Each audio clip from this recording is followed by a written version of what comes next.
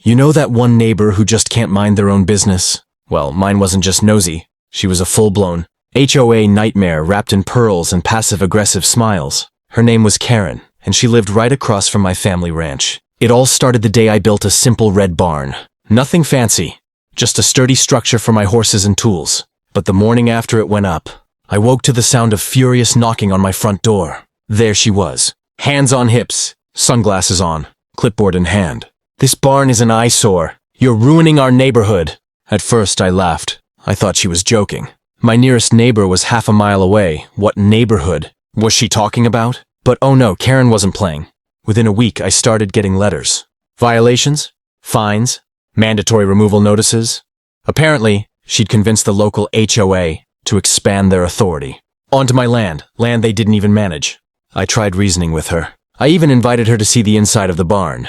Spotless, organized, and completely legal. But she just sniffed, took a photo, and muttered, "We'll see what the board has to say about this." That's when I realized something important. Karen didn't hate the barn. She hated that she couldn't control it. So I decided, if she thought the barn was an eyesore, she hadn't seen anything yet. I poured myself a coffee, sat on my porch, and stared at the barn as the sun dipped behind it. That's when the idea hit me. What's bigger, grander, and more unignorable than a barn? A castle. And not just any castle. A full-on medieval fortress with turrets, stone walls, flags, and a drawbridge. If Karen wanted to play HOA politics, I'd build a monument to defiance right next door. Because sometimes, the best way to deal with a control freak is to give them something truly impossible to control. And so, with one smirk and a call to my contractor, the castle project was born. The morning it all began, the sound of diesel engines echoed down the quiet country road. 6 massive trucks rolled up my driveway, each one loaded with pallets of stone, wooden beams, and steel scaffolding. I was standing out front with a cup of coffee, grinning like a kid on Christmas morning. And right on cue, there she was, Karen. She appeared on her porch in her robe, clutching a mug that probably said something like, "Live, laugh, love," though she clearly didn't live, laugh, or love much. Her mouth fell open as she saw the trucks unloading. Within seconds, her phone was in her hand. I swear I could hear her dialing the HOA. The workers began laying out the blueprints. One of them asked, "Sir, are we really building a castle?" I smiled. Not just a castle. The biggest one this county's ever seen. By noon, the foundation trenches were marked, and Karen had already marched over. She didn't even knock, just barged in like she owned the place. "What on earth are you building now?" I told her calmly. "You said the barn was ugly, so I'm replacing it with something classier." Her eyes went wide. "Classier? You're out of your mind! You can't just build whatever this is. The HOA won't allow it." That's when I handed her the papers. Legal documents proving my land wasn't under HOA jurisdiction. Her face turned the color of tomato soup. "You're bluffing!" she hissed. "Nope," I said, taking a sip of coffee. "This land's county property. The HOA can't touch it." She stomped off, muttering something about property values and calling the mayor. Meanwhile, my workers got back to business, digging trenches, setting rebar, and unloading stone blocks. By sunset, the base of the first tower was already visible, a solid, gray circle of stone rising right next to the line of her perfectly trimmed hedges. That night, I stood out there with floodlights shining down on the site. The sound of hammers and drills echoed across the valley. I could see Karen standing at her window watching in horror. And for the first time in months, I slept peacefully. Because the best revenge doesn't come from anger.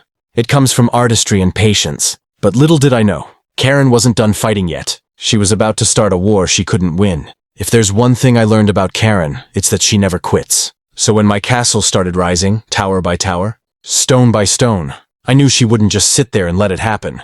And sure enough, 3 days later, I got a letter. Not from Karen this time, but from the Homeowners Association themselves.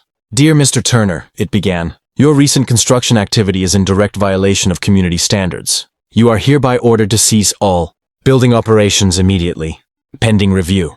I almost laughed out loud. They were trying to review land they didn't even own. I called the county office, and they confirmed it. My property was zoned agricultural, completely outside HOA control. I sent a copy of that confirmation straight to the HOA board. Then just for fun, I CC'd Karen on the email. That same evening, as the workers installed the first castle gate, Karen marched over again. She was flanked by 2 men from the HOA, both wearing suits far too nice for a dirt driveway. "Mr. Turner," one of them began, "we've received complaints that your structure is obstructing the neighborhood's scenic view." I raised an eyebrow. "Whose view?" Karen pointed across the street. Mine! I can't even see the sunrise anymore.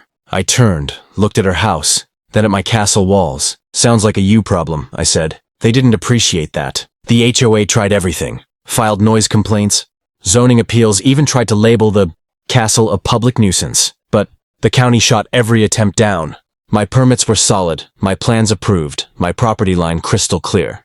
Every hammer strike seemed to drive Karen further into madness. She started walking around the site, filming the workers, muttering about lawsuits and property damage. At one point, she even called the local news, hoping to expose me. The reporter showed up, asked me for my side. I smiled for the camera and said, just a man following his dream and minding his own land. The segment aired that night, and let's just say the internet had a field day. Comments poured in. Castle guy's a legend. Build it higher! Team Castle versus Team Karen. The next morning, I found a new sign staked in her front yard. Say no to the castle! It had a picture of my face on it. I almost felt bad. Almost. But she wasn't done yet. Karen had one last move, and it would change everything. 6 months later, it finally happened. The construction was finished. My castle, my monument to patience and poetic justice, stood tall and unshakable. 4 stone towers reached into the sky. The main hall gleamed with arched windows, and a massive oak door guarded the entrance. The flag I designed fluttered proudly in the wind. A gold T for Turner on a black background. It was beautiful, and it drove Karen absolutely insane. For weeks, she'd watched it take shape from her window.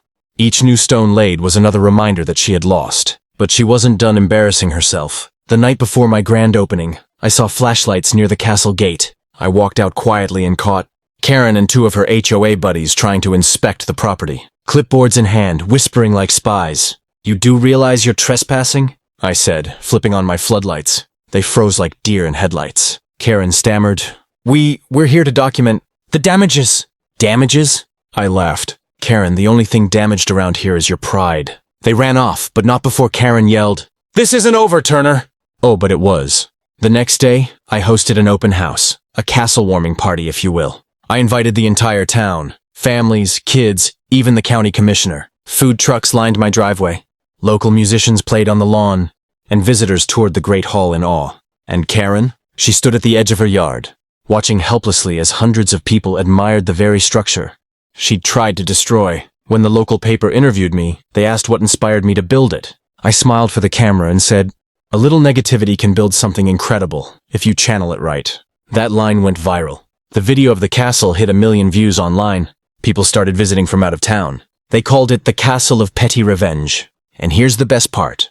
Because of all the visitors, property values in the area actually went up. The HOA had no choice but to back off, and even Karen's house doubled in value. One evening I saw her out front watering her flowers. She didn't say a word, just gave me the world's most reluctant nod. I raised my glass back at her. Peace at last, built from stone and stubbornness. So yes, Karen complained about my barn. But in the end, she got a castle for a neighbor. If you enjoyed this crazy story, make sure to hit that like button, subscribe for more wild HOA and Karen tales, and drop a comment below. I'd love to hear what you would have done if Karen was your neighbor.